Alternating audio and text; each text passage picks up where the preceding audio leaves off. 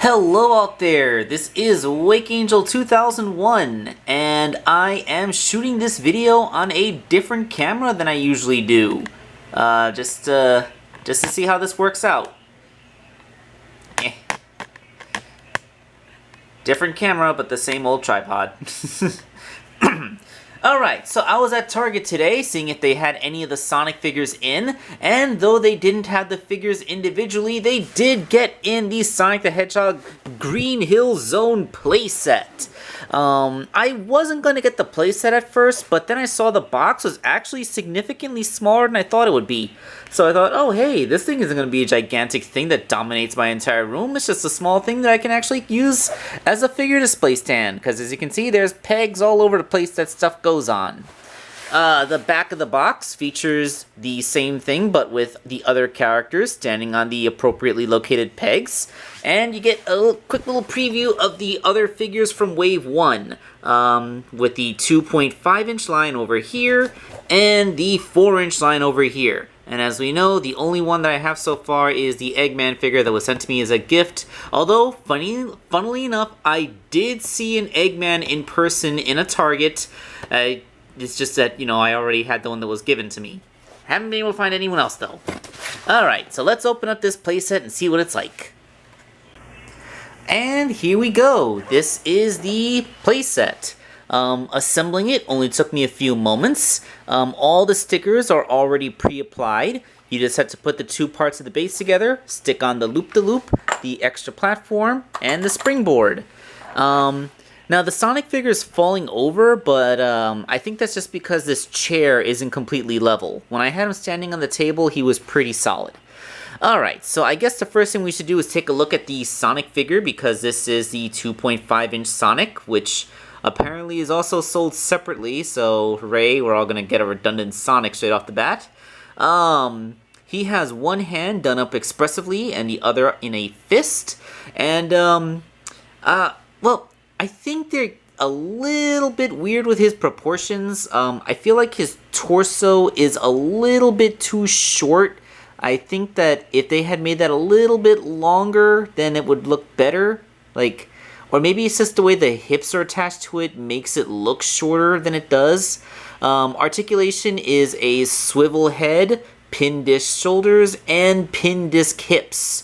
So he has a little bit above what the Tomy Sonic did, since the Tomy Sonic only had swivel hips, but not as good as Jazzwares Sonic, which, you know, had, you know, shoulders, elbows, knees, wrists, ankles, a waist. I really wish he had wrist swivels. Like, they could have put wrist swivels in a figure like this. They could have put ankle swivels too.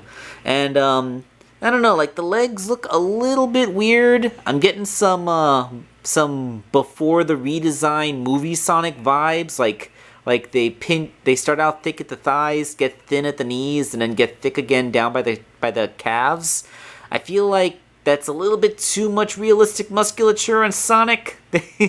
I mean, seriously. His mouth is painted on though. Got a little smile painted on, and there's a bit more depth to his face.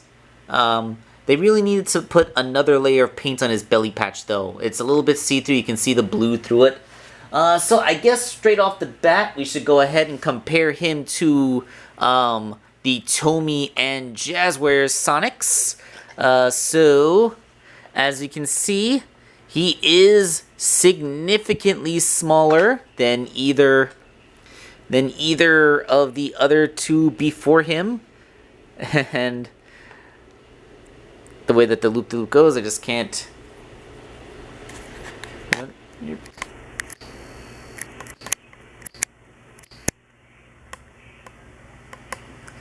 So yes, he is a bit shorter. Not by much, but enough to be noticeable. So it kind of sucks, but that means if Jakks Pacific were to make a 2.5-inch scaled Rouge the Bat figure, I regret to inform that she most likely would not fit into the scale of the classic Jazzwares collection, which is sad. That would have been a really nice consolation. Bringing in the 4-inch Eggman just for comparison's sake. I think Jakks Pacific is having its cake and eating it too here. Because if you want to go by Sega retcon height that says that modern Sonic is 1 meter tall and you know, Eggman is a normal heighted human, then this is a pretty decent scale for that. And if you want to go by generation scaling, where classic Sonic is 1 meter tall and modern Sonic is taller than him, then that would be a good height. So if you want to go by retcon height, then this one can stand next to Eggman. If you want to do pre-retcon height, then the other one would work. So so the big debate of our age of how tall Sonic should be standing next to Eggman on your shelf, Jakks Pacific has 2 answers. You can pick whichever one you want. Okay, so in addition to the base, we have rings. I kind of wish that Sonic would have had a holding thing hand so you could put the ring in it. Can I put it on his finger? I suppose you can put it on his finger so he can spin it around. Yeah, just to mess around with. But really, these rings have pegs in them, holes in them to go onto the pegs, which are located at various positions on the playset.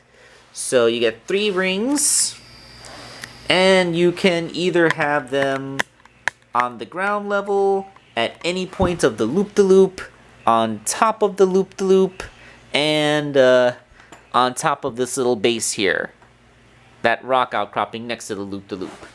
The pegs, there are also 2 peg holes, one in either foot, so you can go ahead and stick whatever foot you want into a peg hole. And I should have done that before so that Sonic wouldn't be falling all over the place when I was showing them off earlier.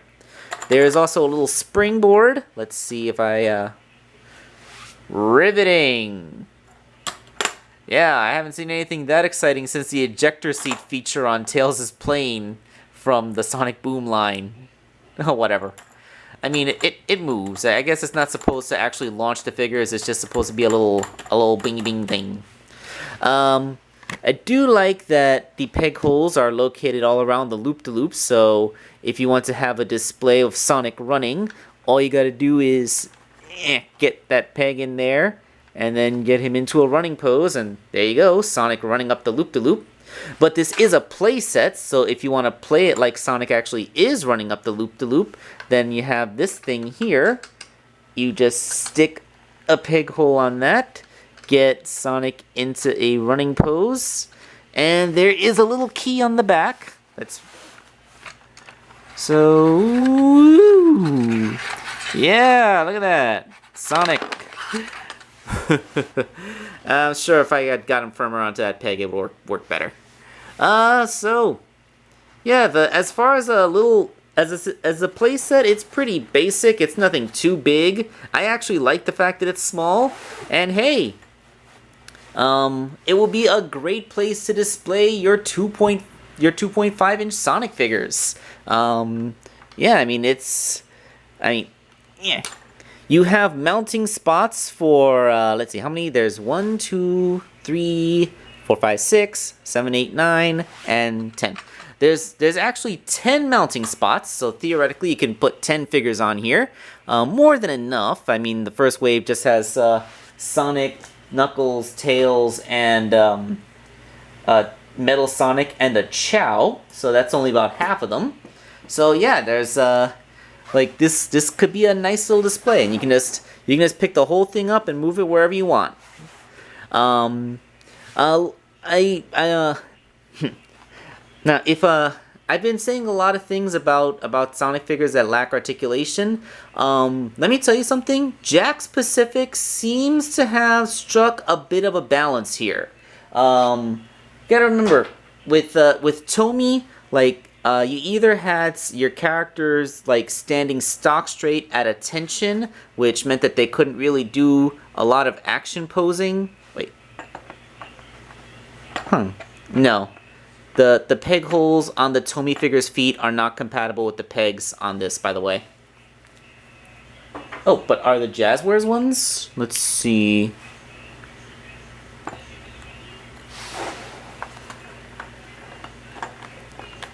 Huh, yeah. The Jazzwares foot pegs are compatible.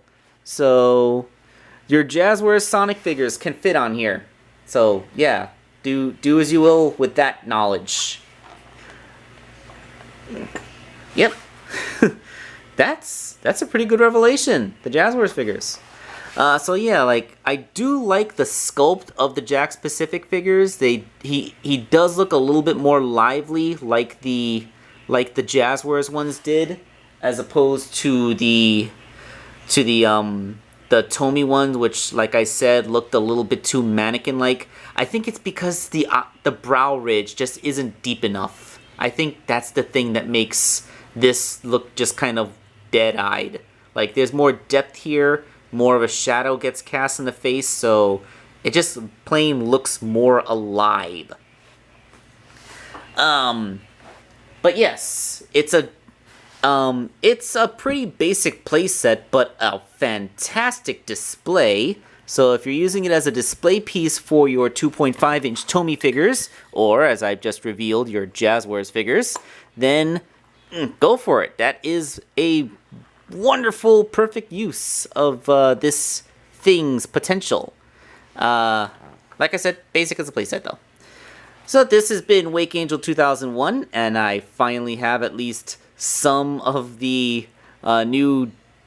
I got some of the Jakks Pacific Sonic line. Hopefully I will have the figures I actually want very soon.